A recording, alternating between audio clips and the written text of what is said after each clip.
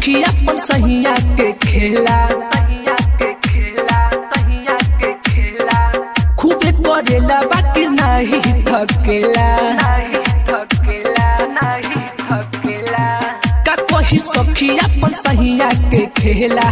खूबे करेला बाकी नहीं थकेला का कही सखी अपन सहिया के खेला खूबी करेला बाकी नहीं थकेला आधी आधी रात जगेला का कही मिलल बेला सुता के खाली पलंग पलेला एने ओने नहीं ले देला भतारे खाली पलंग पलेला का कही सखी अपन सहिया के खेला खूबे करेला बाकी नहीं थकेला आधी आधी रात जगेला का कही मिलल बेला सुता के खाली पलंग पलेला एने ओने नहीं ले देला भतारे खाली पलंग पलेला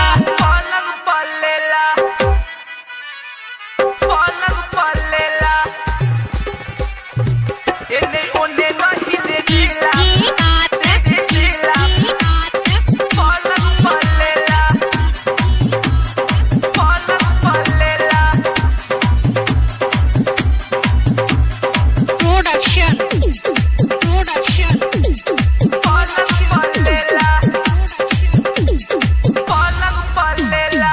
चढ़ेले सैया बाजे पाँव के पयलिया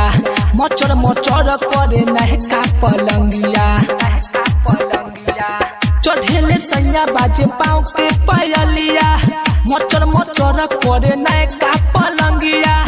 एने न ओने खाली ओही में जाई दरद से कहरीले आही रे माई कहे हैराम दे बाबा के चेहला का कही मिलल बेला सुता के खाली पलंग पलेला एने ओने नहीं ले देला भतारे खाली पलंग पलेला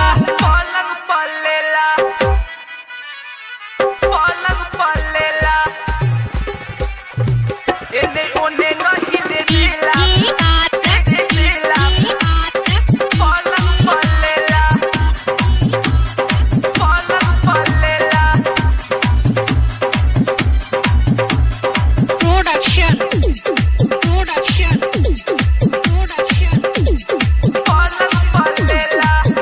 कही सखी सैया मिलल बेसरमी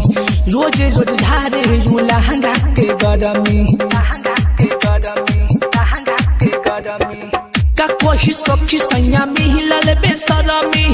रोजे रोज झारे लहंगा के गरमी आधी आधी रातेला खूबे डटेला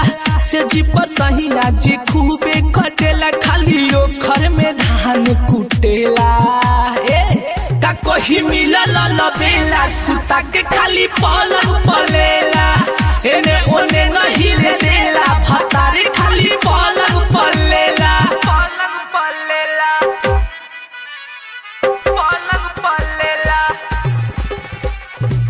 एने ओने नहीं ले देला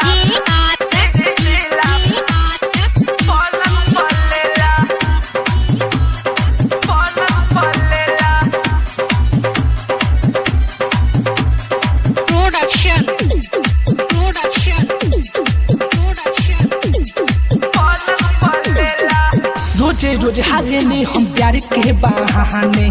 सैया के करला से हारे नहीं उठाने रोजे रोज हारे नहीं हम प्यार के बहाने सैया के करला से हारे नहीं उठाने करे नी माना तब महाने ना बात हो प्रेमी मुकेश पहले दहिया के गत हो दर्द से कमर बथेला का कही मिलल बेला सुता के खाली पलंग पलेला एने ओने नहीं ले देला भतारे खाली पलंग